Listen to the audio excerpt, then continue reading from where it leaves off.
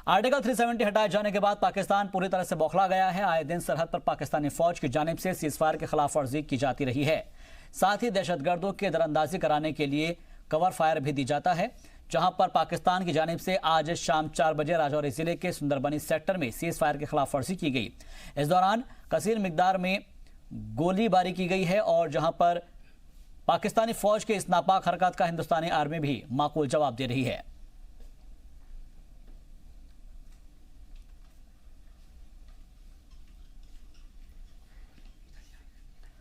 उधर गुज़िश्ता शाम पुंछ के सरहदी इलाकों में भी पाकिस्तान की जानिब से गोलीबारी की गई और इस गोलीबारी में मेंढर के दबराज गांव में एक 19 साल के नौजवान की मौत हो गई है, जिससे पूरे गांव में खौफ और मातम का माहौल है।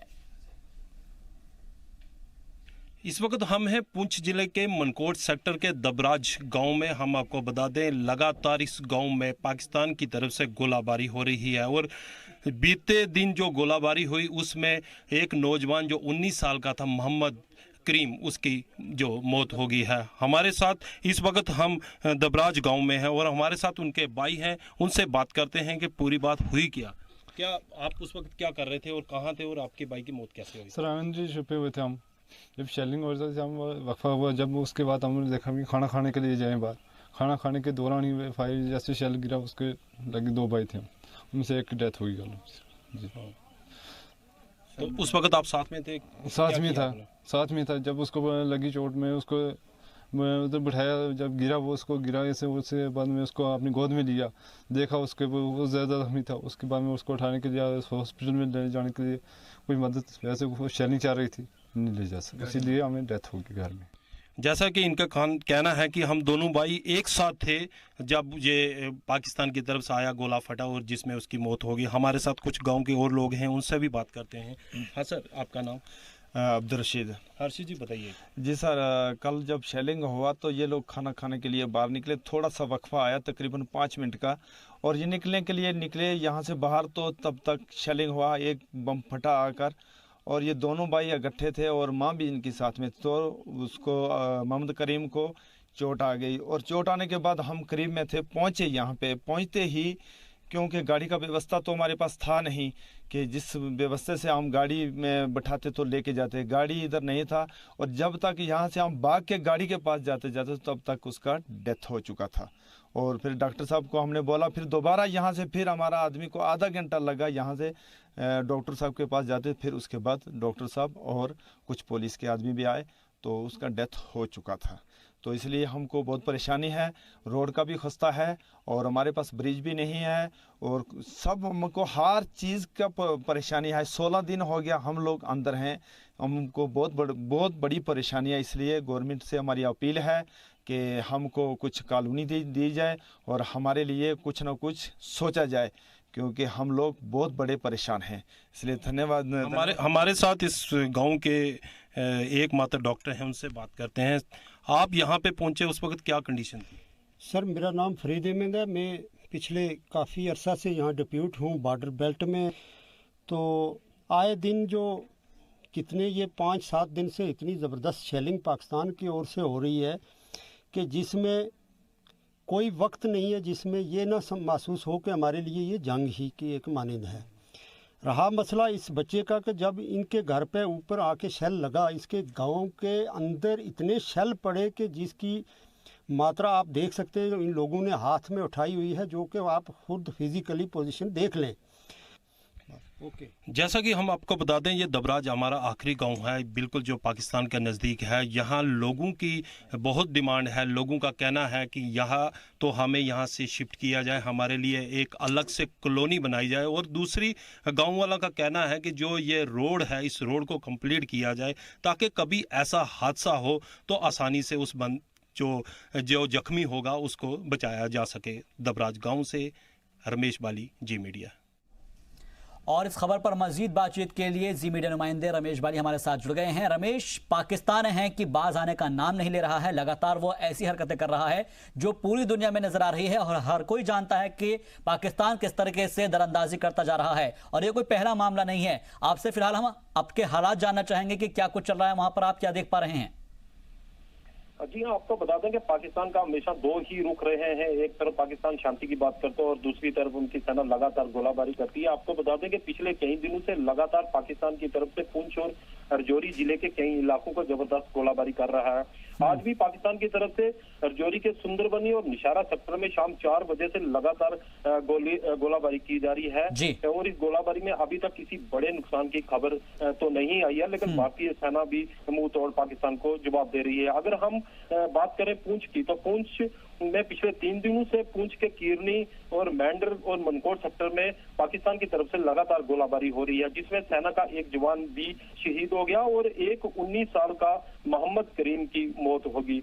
जिस वक्त मोहम्मद करीम की मौत हुई उस वक्त वो अपने बड़े भाई के साथ अपने घर पर ही था कि जब वो गोलाबारी शुरू हुई तो अपनी जान बचाने के लिए भागे तो वहीं पे गोला फटा जिससे उसकी मौत हो गई। और आपको बता दें कि पूरे दबराज गांव में काफी नुकसान हुआ है। कई घरों का तो बहुत ज्यादा नुकसान हुआ और कई मवेशी भी मारे गए हैं। और इस बीच पाकिस्तान के कई जो गोले अभी भी वहां पे पड़े हुए और पाकिस्तान की गोलाबारी का वो दिखा रहे हैं। गांव में एक डर का माहौल पैदा हो गया है। गांव में ऐसा कोई घर नहीं है जिस घर में पाकिस्तान की गोलाबारी का वो घर शिकार ना हुआ हो। अगर हम बात करें पाकिस्तान की, तो भारत की जवाबी कार्रवाई से पाकिस्तान का भी काफी नुकसान हुआ है। सूत्रों के मुताबिक खबर आ रही है कि पाकिस्तान की कई पोस्टें तबाह हुई। लेकिन रमेश, सवाल यहाँ पर ये उठता है कि जितने भी पाकिस्तान लगातार हमला कर रहा है, मुंहतोड़ जवाब जरूर दिया जा रहा है, लेकिन ये पाकिस्तान की फितरत को बताने के लिए काफी है कि वो देख रहा है कि बौखलाया हुआ है।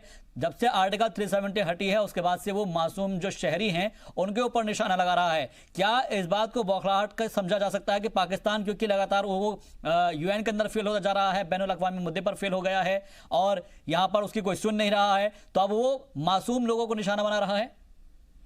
जी बिल्कुल, अगर हम बात करेंगे आर्टिकल 370 की, तो पाकिस्तान इससे पहले भी काफी बार फायरिंग करता रहता था और इन गांवों को ही निशाना बनाया करता था। लेकिन अगर जब से आर्टिकल 370 जो सरकार के फैसले के बाद खत्म हुआ है जम्मू कश्मीर से, उसके बाद पाकिस्तान की बौखलाहट काफी देखने को मिल रही है। एक तरफ तो वो इंटरनेशनल में हर जगह वो फेल साबित हो रहा है और उसकी जो बौखलाहट और उसकी सेना की जो बौखलाहट है वो देखने को मिल रही है और जो गरीब आवाम पर निशाना उसका बना रहा है। अगर हम बात करें तो कल कीरनी सेक्टर में कई स्कूलों को उन्होंने अपना निशाना बनाया। अगर बात करें हम दबराज गांव की, तो उसको निशाना बनाया और यहाँ तक के प्राइमरी हेल्थ सेंटर को भी उसने निशाना बिल्कुल, यानी कि एक के बाद एक अलग अलग जगहों को वो निशाना बना रहा है। बाज नहीं आ रहा है पाकिस्तान, लेकिन हम जो हिंदुस्तानी है, वो हमारी फौज है, वो लगातार मुंहतोड़ जवाब देती रही है और आगे भी देती रहेगी। बहुत बहुत शुक्रिया मजीद बातचीत के लिए, तमाम अपडेट के लिए आपका रमेश। चलिए बढ़ते आगे। जम्मू कश्मीर के बारामूला में दहशतगर्दों और सिक्योरिटी फोर्सेस के बीच मुठभेड़ हुई है और इस मुठभेड़ के दौरान सिक्योरिटी फोर्सेस ने एक दहशतगर्द को मार गिराया है। एनकाउंटर में एक एसपीओ भी शहीद हो गया है। मारे गए दहशतगर्द से कसीर मिकदार में हथियार भी बरामद किए गए हैं। दहशतगर्दों और सिक्योरिटी फोर्सेस के बीच ये मुठभेड़ कल से ही चल रही थी। कश्मीर से आर्टिकल 370 हटने के बाद ये पहला एनकाउंटर है। दूसरे अल्फाज में अगर कहा जाए तो कश्मीर में 16 दिन बाद गोलियां चली है। जम्मू कश्मीर से अनुच्छेद 370 हटाने के बाद कश्मीर घाटी में पहली मुठभेड़ देखने को मिली है। दरअसल एक सूचना के आधार पर सुरक्षा बलों ने उत्तरी कश्मीर के बारामूला जिले के घनाई हमाम इलाके में कोऑर्डिनेट सर्च ऑपरेशन लॉन्च किया। सूचना थी कि इस इलाके में कुछ मिलिटेंट्स छुपे हुए हैं। जॉइंट ऑपरेशन शुरू हुआ और जैसे ही सर्च ऑपरेशन को इंटेंसिफाई किया गया तो छुपे मिलिटेंट्स ने तलाशी दल जो था उस पर फायरिंग की। जवाबी कार्रवाई हुई और इस फायरिंग में जो स्टार्टिंग फायरिंग थी उसमें 2 पुलिसकर्मी जो है वो बुरी तरह से घायल हुए, जिनमें बाद में से एक एसपीओ बिलाल अहमद शहीद हुआ और दूसरा एसआई उसे गंभीर रूप में श्रीनगर के आर्मी हॉस्पिटल में लाया गया है। इसके पास से हथियार और गोला बारूद भी बरामद हुआ है और घटना स्थल पर अभी भी तलाशी अभियान जारी है। निसंदेही सुरक्षा बल इसे एक बड़ी सफलता मानते हैं। कैमरा पर्सन फा मंजूर के साथ खालिद हुसैन, जी मीडिया, कश्मीर। जम्मू कश्मीर से आर्टिकल 370 हटने के बाद हालात तेजी से पटरी पर लौट रहे हैं। श्रीनगर में प्राइमरी स्कूलों के बाद आज मिडिल स्कूल भी खुल गए, जहां पर स्कूल आने वाले बच्चों की तादाद भी लगातार बढ़ रही है। जम्मू के सभी 10 जिलों में हालात मामूल के मुताबिक है। जम्मू, सांबा, कठुआ, उधमपुर और रियासी यानी कि 5 जिलों में स्कूल, कॉलेज और यूनिवर्सिटी खुले हैं और पढ़ाई भी चल रही है। हालांकि मोबाइल इंटरनेट खदमात फिलहाल सभी जिलों में बंद है। किश्तवाड़, डोडा, रामबंस, पुंछ और राजौरी में दिन के अलावा रात में भी ढील दी जा रही है। माता वैष्णो देवी की यात्रा में थोड़ी तेजी आई है।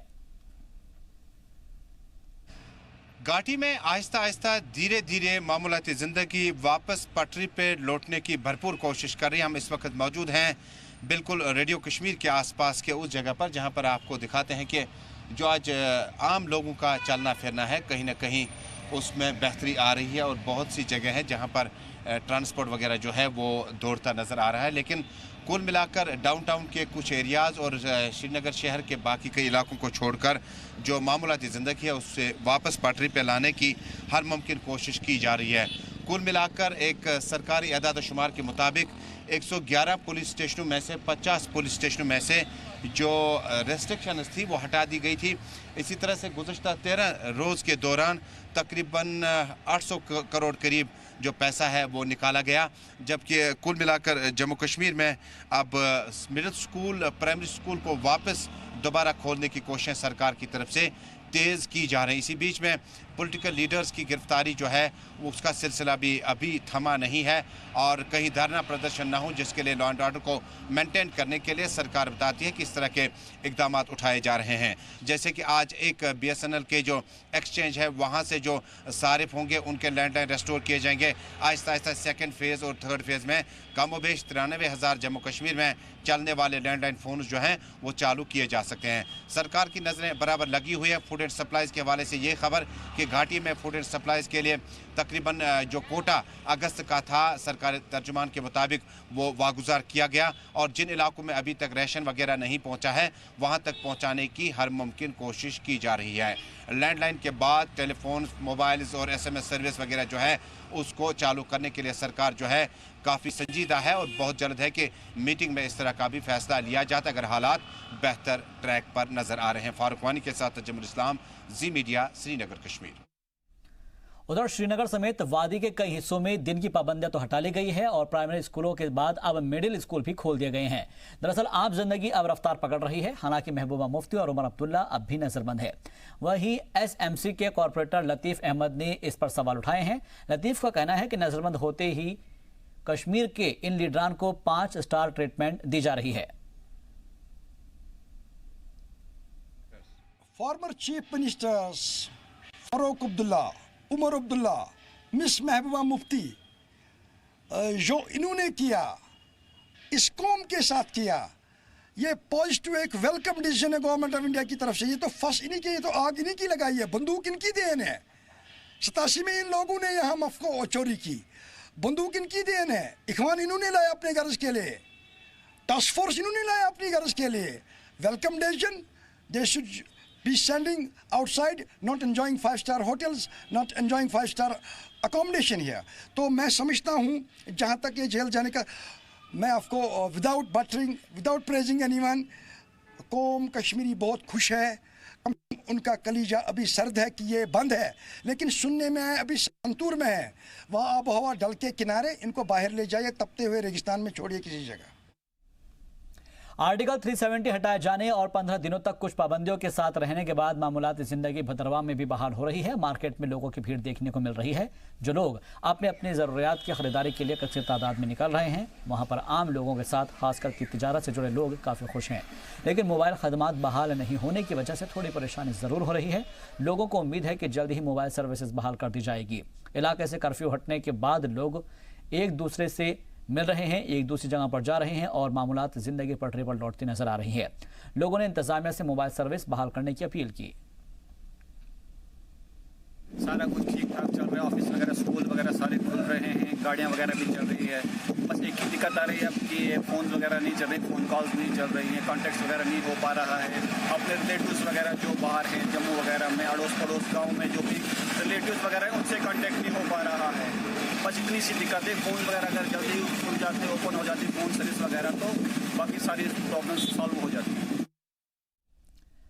जी सलाम लगातार आपको जम्मू कश्मीर के हर कोने से हर ग्राउंड की जीरो तस्वीर दिखा रहा है। ग्राउंड जीरो की तस्वीर ताज़ा पेश की जा रही है और इसी सिलसिले में जी मीडिया लाइन ऑफ कंट्रोल के आखिरी गांव माशिल पहुंचा है, जहां पर 2000 की आबादी वाले इस बेहद खूबसूरत गांव में जब हमने बात की गांव वालों से, तो वहां पर स्कूल में जाने के बाद यहां के लोगों को यह भरोसा आया है कि आर्टिकल 370 हटने के बाद इलाके की तस्वीर जरूर बदलेगी।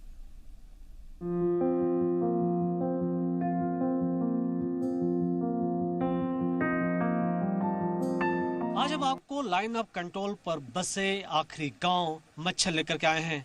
जब से आर्टिकल 370 हटा है, पाकिस्तान बौखलाहट में है और मच्छल समेत इन तमाम लाइन ऑफ कंट्रोल के नजदीक इन इलाकों में पाकिस्तानी सेना घुसपैठ की कोशिशों में लगी हुई है। जो लॉन्चिंग पैड्स हैं लाइन ऑफ कंट्रोल के नज़दीक, वहां पर आतंकियों की गतिविधियां बढ़ गई हैं और भारतीय सेना यहां काफ़ी मुस्तैद है। हम आपको दिखाएंगे कि मच्छल गांव के लोग क्या सोचते हैं और किस तरीके से ये पूरा इलाका इस उम्मीद में बैठा है कि जल्द ही यहाँ विकास होगा। मच्छल के इन इलाकों में कोई बेहतर स्कूल भी नहीं है, कोई कॉलेज भी नहीं है। इस वजह से यहाँ के जो यूथ हैं उनको देश के दूसरे हिस्सों में जाना पड़ता है पढ़ाई करने के लिए। हमारे साथ यहाँ पर एक ऐसे स्टूडेंट मिले हैं जो एमटेक की पढ़ाई कर रहे हैं और हम इनसे बात करेंगे। पहले अपना नाम बताइए। बशारत अहमद लोन। आपको एमटेक की पढ़ाई करने के लिए बाहर क्यों जाना पड़ा? कहाँ पढ़ाई कर रहे हैं आप? कुरुक्षेत्र में पढ़ाई कर रहा हूँ सर। तो जम्मू कश्मीर में क्यों नहीं पढ़ पाया? सर यहाँ पे प्रॉब्लम्स ये है कि यहाँ पे जो हमारा जो मच्छल है बिल्कुल डिस्कनेक्ट है। मैं बोलता हूँ बिल्कुल डिस्कनेक्ट है। बाकी जो डिस्ट्रिक्ट है कश्मीर में बिल्कुल डिस्कनेक्ट है उससे। यहाँ पे जो लोग डेवलपमेंट हुई है, अब डेवलपमेंट हो रही है, मतलब आई एम सो थैंकफुल तो all the governments, all the मतलब बहुत शुक्रगुजार हूँ कि अब जो डेवलपमेंट यहाँ पे मैन जो यहाँ पे डेवलपमेंट होती है इंडियन आर्मी से होती है। ये बिल्कुल ओपनली मैं बोलता हूँ इंडियन आर्मी से होती है, क्योंकि यहाँ पे रोड बंद होता है 6 महीने, 12 महीने साल में होते हैं, 6 महीने यहाँ पे रोड बंद रहता है, 6 महीने खुला होता है। ड्यू टू देम यहाँ पे रोड ये ओपन करते 3 महीने में ओपन करते और बच्चों को यहाँ पे बहुत ज़्यादा प्रॉब्लम्स होती है। मच्छल के इस इलाके में बिजली के खंभे गड़े हुए हैं, यहाँ तार लगे हुए हैं, लेकिन यहाँ बिजली अभी तक नहीं पहुंची है। पिछले 70 साल से लोग यहाँ बिजली आने का इंतजार कर रहे हैं। आर्टिकल 370 जम्मू कश्मीर से खत्म हो चुका है और लोगों को लगता है कि अब इस इलाके की तस्वीर बदलेगी। देखा जाए तो यहाँ के लोग प्रधानमंत्री नरेंद्र मोदी की कही गई एक एक बातों पर भरोसा कर रहे हैं। इनको लगता है कि यहाँ के नेताओं ने इनके लिए कुछ भी नहीं किया और अब प्रधानमंत्री यहाँ की सुध लेने वाले हैं। कोई यहाँ पे महिला बीमार हो जाती है या उसको दिक्कत होती है तो फिर कैसे हॉस्पिटल जाती है? हाँ, कंधे पे ले जाते। कंधे पे जाना? हाँ, कंधे पे। डॉक्टर नहीं होते? नहीं, डॉक्टर नहीं है, कोई गाड़ी नहीं है हमारे पास, कोई नहीं है हमारे पास। आपको तकलीफ नहीं होती? इतना लंबा टाइम हो गया यहाँ डॉक्टर नहीं है, यहाँ एम्बुलेंस नहीं है हमारे पास, कोई नहीं है ना विंटर में ना आज नहीं है डॉक्टर। आज तो फैसिलिटी है ना इधर, आज नहीं है डॉक्टर इधर एमआरओ में। आप पढ़ना चाहती है? हम गरीब थी तो क्या पढ़ेगी बेचार। आपके माँ बाप गरीब है? गरीब। हाँ, इसलिए नहीं पढ़ पाई। तकलीफ होती है, आपने पढ़ाई नहीं कर पाई? हाँ, क्या करे, अब पढ़ाई करती तो गरीब घर में पैसा नहीं है तो गरीब क्या करेगी। आपका नाम क्या है? मरियम। आप किस क्लास में पढ़ते हैं? 12th में पढ़ाई करते हैं आप? क्या? आप क्या बनना चाहते हो बड़े होकर के? टीचर बनना चाहते हैं। आपका नाम क्या है? नसीमा। आप स्कूल जाती हैं? किस क्लास में पढ़ती हैं आप? 10th। आप बताइए, आप घर में यहाँ सबसे यंग हैं, क्या करते हैं आप? हम मजदूरी करते हैं, फौज के साथ मजदूरी करते हैं। यहाँ पर कोई सहारा नहीं है और फौज के सिवा यहाँ पर जितने भी मान लो MA करके, मैं सर खुद 12th करके हूँ सर। फिर कोई जवाब नहीं मिला सर। अभी फौज के साथ फौज के सहारा उठते बैठते चलते हैं सर। आपको तकलीफ होती है कि इतने लंबे टाइम तक हर जगह पर बिजली है, यहाँ पर लोगों के पास नहीं है? बिल्कुल तकलीफ होने की बात ही है। जितने भी अभी तक हम भी ज़्यादा छोटे भी नहीं है, कम से कम 30-35 साल के हम भी हैं। जब से हम पैदा हुए हमने सिवाय जुल्म के बगैर कुछ नहीं देखा है। यहाँ पे जितने भी बड़े बड़े MLA आए या कुछ भी बहाना लेते वो फौज का बोलते टावर नहीं है, ये बॉर्डर पे है। बॉर्डर तो हमने हज़ारों बॉर्डर देखे हैं। मैं खुद पूरे इंडिया में घूम चुका हूँ। मैं 8 साल से ऊपर UP में रह चुका हूँ, लेकिन हमें बहुत दिक्कत होती है यहाँ पर। तो मच्छल के परिवार की बातें आपने सुनी। यहाँ कई तरीके की दिक्कतें हैं। यहाँ जो यूथ है उसको बिजली चाहिए, उसको टेलीफोन चाहिए। यहाँ जो लोग हैं उनको नौकरियाँ चाहिए और वो ये चाहते हैं कि यहाँ कनेक्टिविटी बढ़े, यहाँ पे लोगों का, बाहर के जो लोग हैं उनका आना जाना हो, ताकि ये एरिया बदले। मच्छल के इस इलाके में बिजली के खंभे गड़े हुए हैं, यहाँ तार लगे हुए हैं, लेकिन यहाँ बिजली अभी तक नहीं पहुंची है। पिछले 70 साल से लोग यहाँ बिजली आने का इंतजार कर रहे हैं।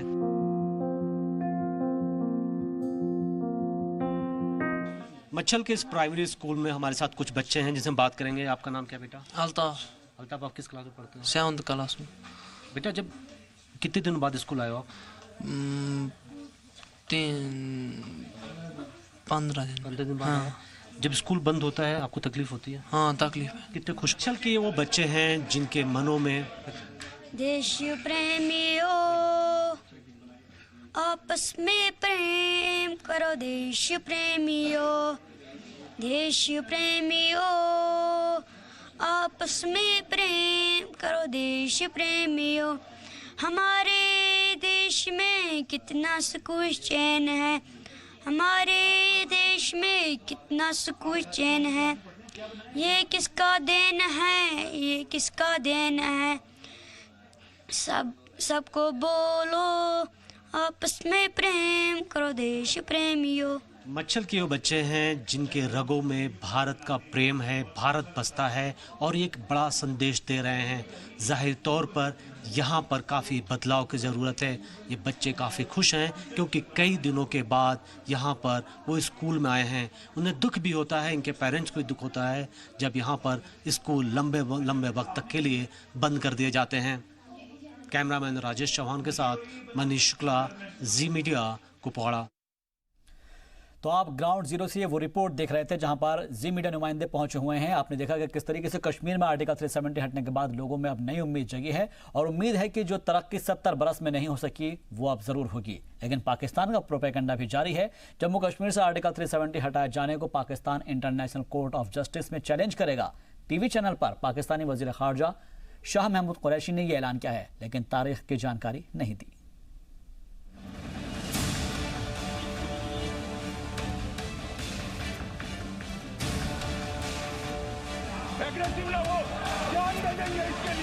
कश्मीर पर पाकिस्तान की पहली हार, मोदी के मजबूत इरादों से आर्टिकल 370 खत्म।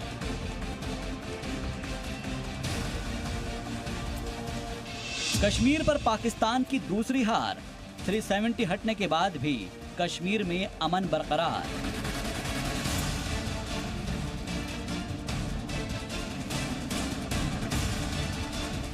कश्मीर पर पाकिस्तान की तीसरी हार, पाकिस्तान के प्रोपेगेंडा पर नहीं दिया दुनिया ने साथ।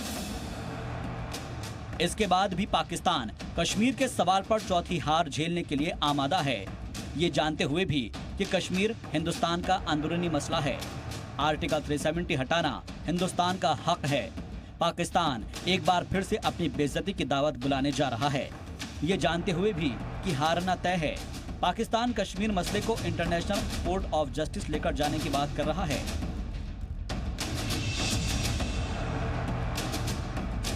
कश्मीर मसले को बहुत जल्द ही इंटरनेशनल कोर्ट में ले जाने की बात पाकिस्तान के वजीर खारजा शाह महमूद कुरैशी ने कल पाकिस्तान के एक टीवी चैनल पर कही। आप भी सुनिए क्या कहा उन्होंने। हमने देखना ये था कि लीगल ऑप्शंस क्या हैं, कि इसको एग्जामिन कर रहे थे और एग्जामिन करने के बाद हम इस नतीजे पे पहुंचे हैं कि हाँ बिल्कुल हमारा एक ठोस मौकिफ है और वहाँ ले जाया जा सकता है और मशावरत के बाद अब ये फैसला हुआ है। इंटरनेशनल कोर्ट ऑफ जस्टिस में पाकिस्तान को कुलभूषण जाधव मुकदमे में मात खाए हुए ज्यादा दिन नहीं हुए हैं। कश्मीर मुद्दे पर भी पाकिस्तान बेहतर जानता है कि उसकी दलीलें टिक नहीं पाएगी, लेकिन उसकी चाल है कि इसी बहाने कश्मीर का मुद्दा कुछ और दिन खिंचेगा, कुछ और दिन दुनिया में इंटरनेशनल मीडिया में सुर्खियों में बना रहेगा। सवाल पर श्रीनगर से यूएन तक मुंह की खाने के बाद पाकिस्तान को सिर्फ इंटरनेशनल कोर्ट ही एक रास्ता नजर आ रहा है जहां वो दुखड़ा रो सकता है। यूएन में चीन को छोड़कर किसी भी ममालिक ने पाकिस्तान के लिए हमदर्दी के 2 आंसू तक नहीं बहाए थे। पाकिस्तान खुद कबूल कर चुका है कि कश्मीर पर दुनिया को भारत के खिलाफ खड़े करने में वो नाकाम रहा है। वो लोग आपके लिए हार लेके नहीं खड़े। सिक्योरिटी काउंसिल में जो P5 मेंबर्स हैं उनमें से कोई भी रुकावट बन सकता है। क्या आपको कोई शक है? नहीं होना चाहिए। पाकिस्तानियों को, कश्मीरियों को बाखबर रहना चाहिए। एक नई रीअलाइनमेंट है, एक अरब की मार्केट है, बहुत से लोगों ने वहाँ इन्वेस्टमेंट्स कर रखी हैं। UNSC में कश्मीर की लड़ाई हारने से पहले पाकिस्तान ने UN को चिट्ठी भी लिखी थी और इस चिट्ठी में लिखा था कि कश्मीर मुतनाज़ा इलाका है और ऐसे में हिंदुस्तान वहाँ मनमाने फैसले लेकर जिनेवा मुआहदे की खिलाफ वर्जी कर रहा है। लेकिन पाकिस्तान को तब भी हकीकत समझ नहीं आई जब UN ने उसकी चिट्ठी को नोटिस लेना तक जरूरी नहीं समझा। ब्यूरो रिपोर्ट, जी मीडिया।